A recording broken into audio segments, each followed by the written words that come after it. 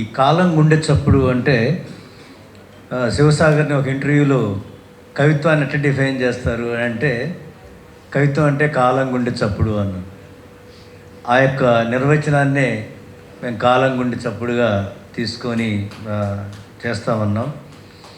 ఇప్పుడున్నటువంటి యొక్క బీభత్సం అనేటువంటి బీభత్సం తర్వాత ఉన్నటువంటి ఒక ప్రశాంతత, ఎందుకంటే బహుశా సమాజంలో ఇంతకంటే బీభత్సం ఇంకేం ఉండకపోవచ్చు, ఇంతకంటే భయం కూడా ఏమి ఉండకపోవచ్చు.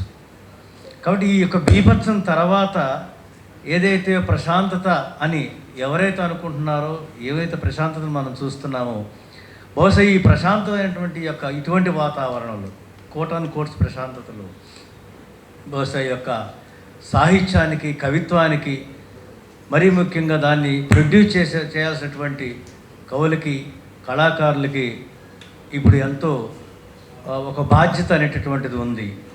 ఆ బాధ్యతని మరింత శక్తివంతంగా పదును పెట్టుకోవాల్సినటువంటి అవసరానికి కావాల్సినటువంటి రిసోర్సు మనకి ఈ యొక్క శివసాగర కవిత్వంలో మనకి దాన్ని దొరుకుతుంది.